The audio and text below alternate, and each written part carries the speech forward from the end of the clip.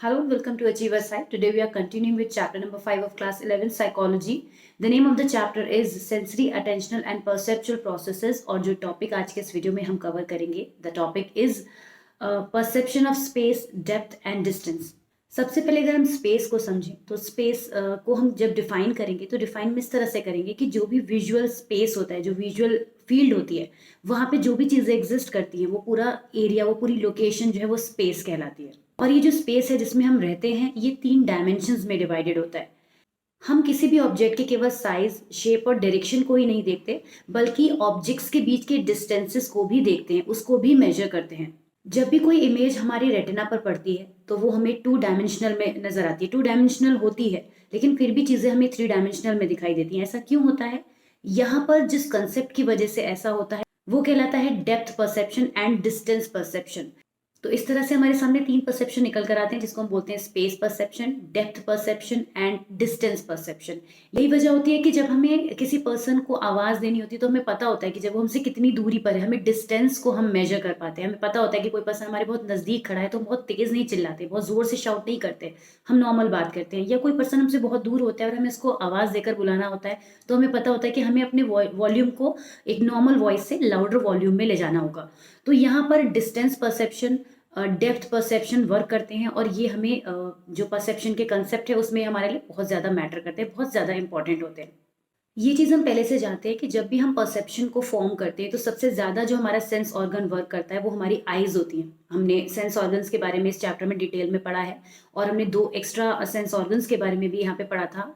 5 के अलावा 2 extra sense organs के बारे में भी हमने इस चैप्टर में पढ़ा है. लेकिन हमें पता है कि फिर भी 7 सेंस ऑर्गन्स होने के बाद भी हमारी आइज़ जो होती हैं वो सबसे ज़्यादा हमें परसेप्शन में हेल्प करती है, क्योंकि हर एक ऑब्जेक्ट को हम टच नहीं कर सकते, हर एक ऑब्जेक्ट को हम टेस्ट नहीं कर सकते, टंग का यूज़ नहीं कर सकते, सुन नहीं सकते, पर ऑलमोस्ट हर चीज़ को हम देख सकते हैं. तो जिस हर जब हम हर किसी चीज़ को देख सकते हैं तो हमारा जो डेप्थ का, डिस्टेंस का परसेप्शन होता है वो एक बहुत ही इंपॉर्टेंट सोर्स ऑफ इंफॉर्मेशन की उसको रिक्वायरमेंट होती है, जिसको हम बोलते हैं क्यूज, जो कि हमारे आइज के थ्रू जो है वो जनरेट होते हैं. और 2 टाइप के ये होते हैं, एक होते हैं मोनोकुलर क्यूज और दूसरे होते हैं बाइनोकुलर क्यूज. एक एक करके हम इन दोनों को डिटेल में समझेंगे. किस तरह से जब हम 1 आई के हेल्प से चीज़ों को विजुअलाइज करते हैं और जब हम 2 आइज की हेल्प से चीज़ों को विजुअलाइज करते हैं तो कैसे बाइनोकुलर क्यूज और मोनोकुलर क्यूज अपना अपना रोल प्ले करते हैं. So I'll try to explain you with the help of your NCERT book, because there you will find all the categories, all the types and everything in detail from there. So let us begin that. तो सबसे पहले monocular cues से हम start करते हैं. Monocular cues जो होते हैं वो डेप्थ परसेप्शन के वो क्यूज होते हैं जब हमें किसी भी ऑब्जेक्ट को अपने 1 आई से व्यू करना होता है. ये जो क्यूज होते हैं they are often used by artist to induce depth in 2 dimensional paintings. 2D paintings जो होती हैं, आपके सामने स्क्रीन पर भी एक पेंटिंग सामने आप देख सकते हैं. तो आर्टिस्ट इनको काफ़ी ज़्यादा यूज़ करते हैं और इनको हम पिक्टोरियल क्यूज़ भी कहते हैं, क्योंकि पिक्चर्स में ये ज़्यादा नज़र आते हैं, तो इसलिए इनको पिक्टोरियल क्यूज़ भी कहते हैं. कुछ इंपॉर्टेंट मोनोकुलर क्यूज़ हमारे सामने हैं जो हम ये डिस्कस करेंगे, आपकी बुक में जो दिए हैं, जो हमें डिस्टेंस और डेप्थ को जज करने में हेल्प करते हैं. तो ऐसे जो भी मोनोकुलर क्यूज़ हैं इनका जिक्र हम यहाँ पे अभी डिटेल में करेंगे, जिसमें हम सबसे पहले बात करते हैं रिलेटिव साइज़ की. See, the size of retinal image allows us to judge distance based on our past and present experience with similar object. अगर कोई भी ऑब्जेक्ट हमने पहले देखा होता है तो जो साइज होता है ना वो दैट बिकम्स रिलेटिव. रिलेटिव का मतलब ये होता है कि जब हम कंपेयर कर पाते हैं कि किसी देखी हुई चीज़ को जब हम दूसरी देखी हुई चीज़ के रेस्पेक्ट में जब हम उसको ऑब्जर्व करते हैं तो easily ऑब्जर्व कर पाते हैं. As the objects get away the retinal image become smaller and smaller. कोई भी चीज़ जब हमारी रेटिना से दूर जाती जाती है तो हमें छोटी लगती जाती है. We tend to perceive an object farther away when it appears small and closer when it appears bigger. ये चीज़ होती है, कोई चीज़ हमसे दूर होती है, हम रास्ते में चलते हैं, ट्रेन में अगर हम बैठे होते हैं, ट्रीज जो होते हैं वो हमें दूर से ऐसा लगता है कि वो बहुत हमें छोटे से दिख रहे हैं बिकॉज वो हमसे बहुत दूर होते हैं. तो साइज़ का जो एक मोनोकुलर क्यूज जो है वो रिलेटिव साइज़ की फॉर्म में हमें नज़र आते हैं जब हम चीज़ों को इस तरह से कंपेयर करते हैं. इसके अलावा इंटरपोजिशन और overlapping, this is also one of the monocular cues. ये these cues occur when some portion of the object is covered by another object. किसी एक ऑब्जेक्ट के ऊपर जब दूसरा ऑब्जेक्ट ओवरलैप कर जाता है या ओवरलैपिंग हो जाती है, the overlapped object is considered farther away whereas the object that covers is appear nearer. यहाँ पे वो चीज़ भी आ जाती है फिगर और बैकग्राउंड वाली, जो आपने अभी तक पढ़ी थी, फिगर ग्राउंड सेग्रीगेशन, जो हम लोगों ने लास्ट वीडियो में भी डिस्कस किया था। ये वो चीज़ भी कह सकते हैं कि जो ओवरलैप करता है वो हमें आगे एज अ फिगर नज़र आता है, और जो पीछे वाला पोर्शन होता है वो हमें बैकग्राउंड दिखता है। या फिर हम ये भी कह सकते हैं कि वो चीज़ हमें लगता है कि वो दूर है, जबकि ओवरलैपिंग के टाइम पर एक चीज़ एक दूसरी चीज़ के जस्ट ऊपर है, दोनों एक ही जगह पर हैं। स्टिल अगर आप एक 2D पिक्चर में भी देखें, अगर आप एक एप्पल बनाएं और उस आधे एप्पल के बाद से दूसरा एप्पल बनाएं, तो आपने तो 2D की प्लेन फिगर पर बनाया ना, कोई भी चीज़ दूरियां पास नहीं है। लेकिन हमारा जो इंटरपोजिशन और ओवरलैपिंग मोनोकुलर क्यूज होते हैं वो हमें ये चीज़ फील कराते हैं कि जो पीछे वाला एप्पल है, वो मैं यहाँ पे वर्ड बोल रही हूँ ना कि पीछे वाला एप्पल, ऑटोमेटिकली मैं ये चीज़ कह रही हूँ कि पीछे वाला एप्पल, जबकि वो पीछे नहीं है, देखा जाए तो वो उसके जस्ट लेफ्ट में ही है, लेकिन ओवरलैपिंग की वजह से हमें वो एप्पल जो है वो पीछे नज़र आएगा, और जो कंप्लीट पूरा एप्पल है, पूरे पिक्चर बनी हुई है, वो हमें लगेगा कि वो हमारे नज़दीक है। तो इस तरीके से इंटरपोजिशन और ओवरलैपिंग के मोनोकुलर क्यूज वर्क करते हैं। इसके बाद हम बात करते हैं लीनियर पर्सपेक्टिव की। This reflects a phenomena by which distant objects appear to be closer together than the nearer objects. जो डिस्टेंट ऑब्जेक्ट्स होते हैं वो हमें क्लोज नज़र आते हैं as compare to the nearer objects. For example parallel lines, railway का track होता है, आपने देखा होगा, हम रेलवे ट्रैक को ध्यान से देखें तो ऐसा लगता है दूर जाके वो पटरियाँ आपस में मिल जाती होंगी, जबकि मिलती नहीं है, ये हम भी जानते हैं। लेकिन डिस्टेंस जितना ज़्यादा दूर देखते हैं हम उसको, उतना ही हमें फील होता है कि वो चीज़ें मिल गई या फिर वो लाइन एक दूसरे से कनेक्ट हो रही हैं। With increasing distance with a vanishing point at the horizon, the more the lines converge the farther away they appear. जितना ज़्यादा उनका कन्वर्जन होता है उतनी ज़्यादा वो एक दूसरे के पास नज़र आती हैं। इस तरीके से इस मोनोकुलर क्यू को हम समझ सकते हैं। आगे हम बात करें तो हम बात करते हैं एरियल पर्सपेक्टिव की। एरियल पर्सपेक्टिव का क्या मतलब है? The air contains microscopic particles of dust and moisture that makes distant objects look hazy और ब्लरी। ये भी होता है ना हमारे साथ में कि जब हम कोई भी चीज़ देखते हैं जिसमें हमें एटमॉस्फेरिक पार्टिकल्स डस्ट के, मॉइस्चर के होते हैं, तो वो चीज़ें हमें ब्लरी नज़र आती हैं, हेजी नज़र आती हैं। ये इफेक्ट जो होता है वो एरियल पर्सपेक्टिव कहलाता है, and this is one of the monocular Q, जिसकी वजह से हमें माउंटेन्स जो होते हैं वो हमें ब्लू दिखाई देते हैं due to the scattering of blue light, या फिर सनलाइट भी पड़ती है तो आपने देखा होगा कि कहीं पर जहाँ सनलाइट नहीं पड़ती है वो वाले माउंटेन्स हमें ब्लैक ब्लैक फील होते हैं, डार्क ज़्यादा फील होते हैं, जबकि होते सब ग्रीन है, बट जिस पर धूप कास्ट हो रही होती है, शेडो का सनलाइट कास्ट हो रही होती है, वो हमें ब्राइट नज़र आते हैं, जिन पर नहीं हो रही थी वो हमें एकदम डार्क लगने लगते हैं, जबकि वो डार्क इतने नहीं होते हैं। तो ये सब क्या है? एरियल पर्सपेक्टिव के कुछ एग्जाम्पल हैं। This is one of the monocular cue. आगे बढ़ते हैं लाइट एंड शेड की। In the light some parts of the objects get highlighted, ये चीज़ फिर से हम समझ सकते हैं। Whereas some parts become darker, light और शेड की वजह से हमें ये चीज़ें महसूस होती हैं। जैसे कि आप स्क्रीन पर देख सकते हैं कि मेरी स्क्रीन पर आपको रेड कलर की लाइट यहाँ पे नज़र आ रही है, तो ये जो चीज़ है, जो स्क्रीन है, ये वाला पोर्शन है, वो पूरी एक वाइट स्क्रीन से अलग दिख रहा होगा, ज़्यादा लाइट की वजह से हाईलाइट हो रहा है। तो this is one of the monocular Q, जिसकी वजह से हमें चीज़ें लाइट दिखाई देने लगती हैं, डार्क दिखाई देने लगती हैं, शेड में दिखाई देने लगती हैं। Relative height, larger objects are perceived as being closer to the viewer and smaller objects as being farther away. When we expect two objects to be the same size and they are not, the larger of the two will appear closer and the smaller will appear farther away. ये चीज़ भी हमारे साथ होती है कि जो बड़े objects होते हैं वो हमें क्लोज नज़र आते हैं, जबकि छोटे होते हैं वो दूर होते हैं। अगर ऐसी कोई सिचुएशन हो कि जब दोनों ऑब्जेक्ट सेम साइज़ के हों, objects to be the same size and they are not, वो जब हमें नज़र आ रहे हैं, हम उनको एक जैसा समझ रहे हैं, तो इसका मतलब क्या हुआ? जो लार्जर है दैट विल अपीयर क्लोजर, और जो स्मॉलर है वो हमें दूर महसूस होगा। तो ये दूर पास का डिस्टेंस जो हमें नज़र आती है, डिस्टेंस और डेप्थ की हम यहाँ पे बात कर रहे हैं, वो इसीलिए आती है क्योंकि हाइट की वजह से वो चीज़ हो जाती है, डिस्टेंस की वजह से वो चीज़ हो जाती है, पास दूर होने की वजह से वो चीज़ हो जाती है। तो ये सारी चीज़ इस तरह से होती है। इसके बाद हम बात करते हैं नेक्स्ट मोनोकुलर क्यू की, which is texture gradient. It represents a phenomena by which the visual field having more density of elements is seen farther away. In the figure 5.15, the density of stone increases as we look farther away. यहाँ पे देखिए जो BRICS है ना, ये जो एक wall है, इसमें ब्रिक्स सब में बराबर ही साइज़ की लगी होंगी, डेफिनेटली लगी भी हैं। आप किसी भी वॉल के एक एंड पर खड़े होके देखिए, आप एक वॉल के जब एंड पर देखेंगे तो आपको थोड़ी सी वो डिस्टेंस के बाद ही आपको ऐसा महसूस होने लगेगा कि वो ब्रिक्स छोटी होती जा रही हैं. This is called texture gradient. This is the example of texture gradient, जिसमें हमें जो विजुअल फील्ड की डेंसिटी है वो फील होने लगता है कि वो डेप्थ के संग संग, डिस्टेंस के संग संग वो जो डेंसिटी है वो बढ़ती जा रही है. तो ये चीज़ कहलाती है, this is the monocular Q which जिसको हम टेक्सचर ग्रेडियंट कहते हैं. उसके बाद आता है नेक्स्ट मोशन पैरेलैक्स. अब ये क्या है, it is a kinetic monocular Q.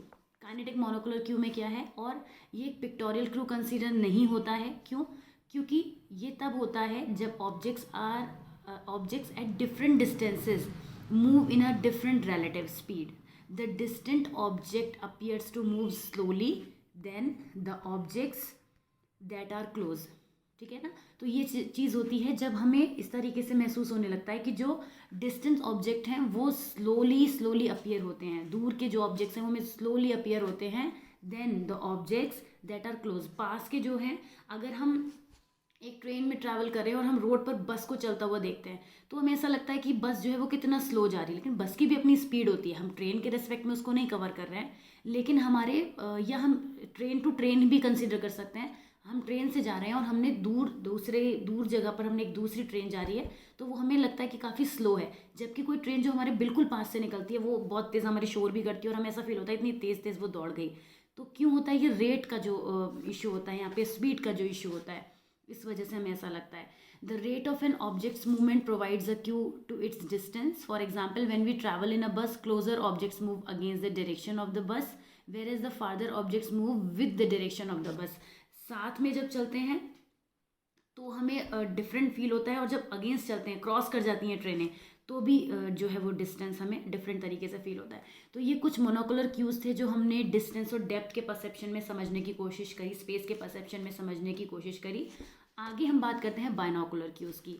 तो जब हम डेप्थ परसेप्शन को समझते हैं 3 डायमेंशनल स्पेस में, तो वो हम दोनों आइज से जब हम चीज़ों को देखते हैं तब वहाँ पर हमें बाइनोकुलर क्यूज नज़र आते हैं. इनको हम फिजियोलॉजिकल क्यूज भी कहते हैं. और यहाँ पे क्या क्या इंपॉर्टेंट पॉइंट्स हैं वो हम समझेंगे. सबसे पहले हम बात करते हैं रेटिनल और बाइनोकुलर डिस्पैरिटी की. रेटिनल और बाइनोकुलर डिस्पैरिटी क्या हो गई? Retinal disparity occurs when because the two eyes have different locations in are head. हमारी जो दोनों आंखें होती हैं वो दोनों अलग अलग सिचुएशंस पर लोकेटेड होती हैं, सभी को पता है. एक के ऊपर एक तो बिल्कुल भी नहीं होती है, अलग अलग डिस्टेंसेस जो होते हैं, स्पेस होता है उनका, और वो एक दूसरे से हॉरिजॉन्टली अराउंड 6.5 सेंटीमीटर्स अवे होती हैं दोनों आइज एक ह्यूमन बींग की.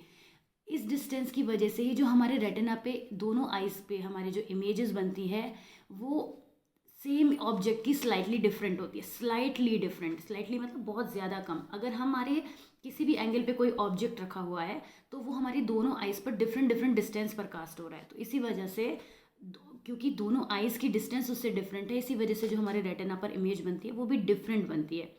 This difference between the two images is called retinal disparity. हमें पता होना चाहिए कि रेटिनल डिस्पैरिटी क्या है. दोनों आइज़ के बीच में जो हमारे डिफरेंस है, जो इमेजेस का डिफरेंस है फॉर्म होने का, that is called retinal disparity.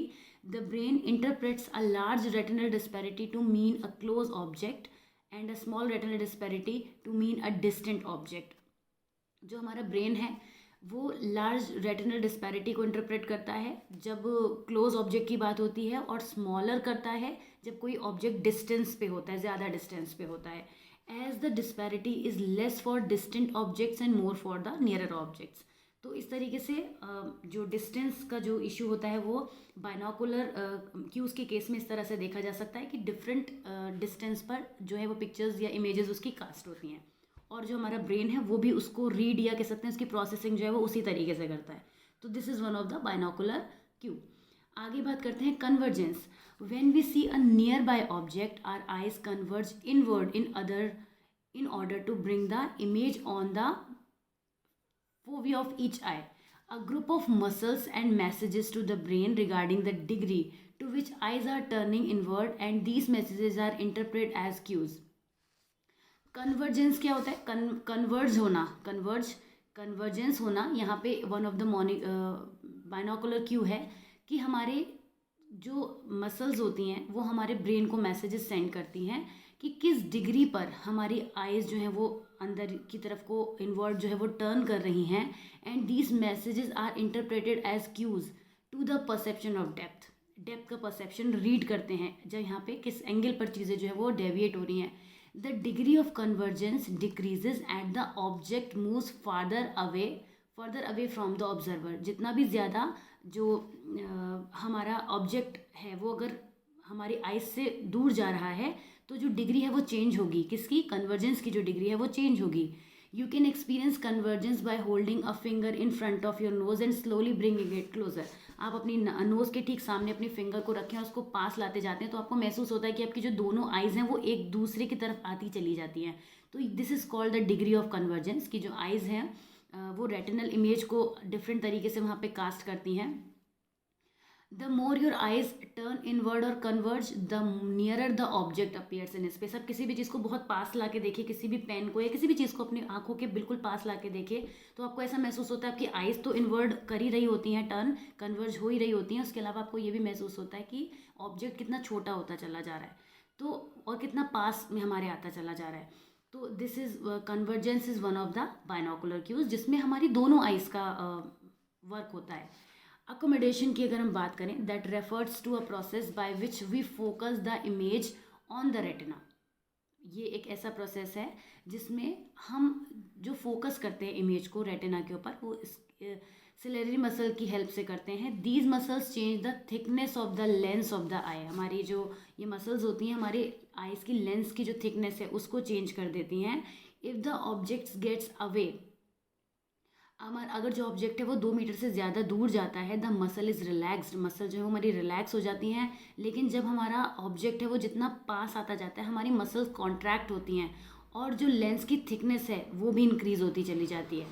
The signal about the degree of contraction of the muscle is send to the brain which provides the cue for distance. उस जो सिग्नल्स हमारे यहाँ से मसल के कॉन्ट्रैक्शन की वजह से हमें मिलते हैं वही हमें ये फील करवाते हैं कि कोई ऑब्जेक्ट हमसे कितना दूर है या नहीं है।